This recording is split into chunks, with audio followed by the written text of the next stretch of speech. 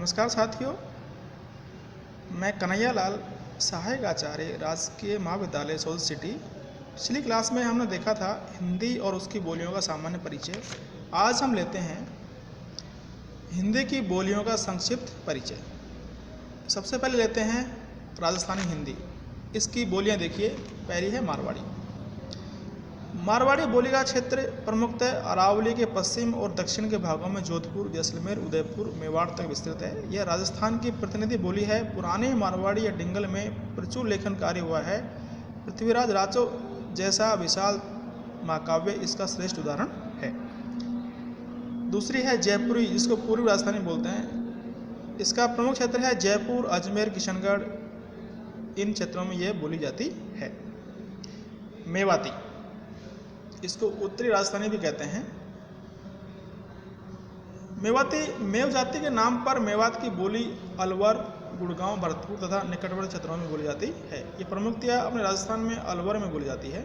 वहाँ पे मेव जाति के लोग हैं जो कि इसको बोलते हैं। मालवी चौथी भाषा है, चौथी बोली है, जिसको दक्षिणी राजस्थानी बोलते हैं। इसका क्षेत्र है इंदौर, उज्जैन, देवास, रतलाम, प्रतापगढ़, होशंगाबाद के आसपास के क्षेत्रों में बोली जाती है। पहाड़ी हिंदी। पहाड़ी हिंदी की प्रमुख बोलियां हैं कुमायूनी। कुमायूनी बोली के क्षेत्र में नैनीताल, अल्मोड़ा, उत्तरकाशी, पिथौरागढ़ के जिले आते हैं। दूसरी है गढ़वाली। यह बोली टिहरी, अल्मोड़ा, देहरादून के उत्तरी भाग, सहारनपुर के उत्तरी भाग, बिजनौर का उत्तरी भाग तथा मुरादाबाद के उत्तरी भागों में बोली जाती है। पश्चिमी हिंदी उपभाषा। इसकी बोलियां हैं, पहली है खड़ी बोली या इसको कोरवी भी बोलते हैं। कोरवी बोली का क्षेत्र रामपुर, मुरादाबाद, मेरठ, बिजनौर, मुजफ्फरनगर, सहारनपुर, देहरादून का मैदानी भाग, पटियाला का पूर्वी भाग है। खड़ी बोली का विकास शौरसेनी अपभ्रंश के उत्तरी रूप से हुआ है। खड़ी बोली का अर्थ होता है परिनिष्ठित भाषा। इसकी दूसरी बोली लेते हैं हरियाणी।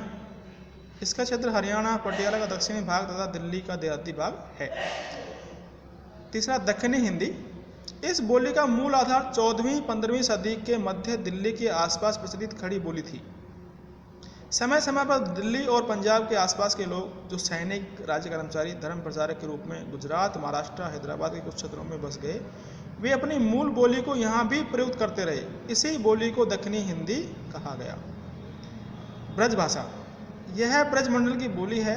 शौरसेनी अपभ्रंश से विकसित हिंदी की ओकार भोला उपवर्ग की ब्रज भाषा प्रतिनिधि बोली है। ब्रज भाषा का क्षेत्र मथुरा, आगरा, भरतपुर, धौलपुर, बुलंदशहर, करौनी, ग्वालियर का पश्चिमी हिस्सा, अलीगढ़, एटा, मैनपुरी, बदायूं है। मथुरा, अलीगढ़ तथा पूर्वी आगरा की बोली आदर्श ब्रज भाषा है। अब लेते हैं बुंदेली। उत्तर प्रदेश और मध्य प्रदेश का कुछ भाग बुंदेलखंड और यहाँ की बोली बुंदेली कही जाती है।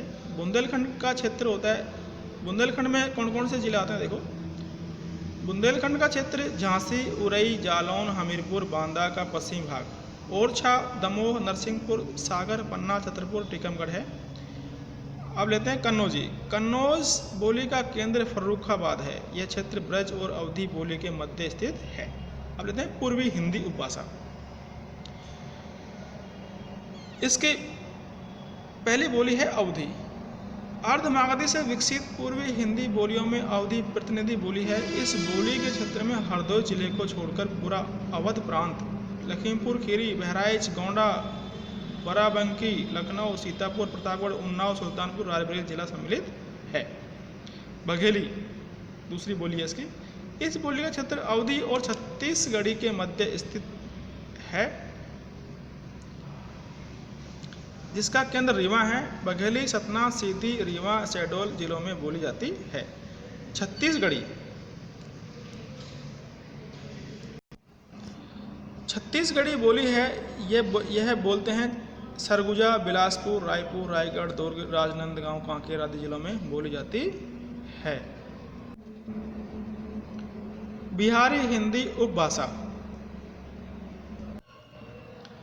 बिहारी हिंदी उपभाषा की प्रमुख बोलियां हैं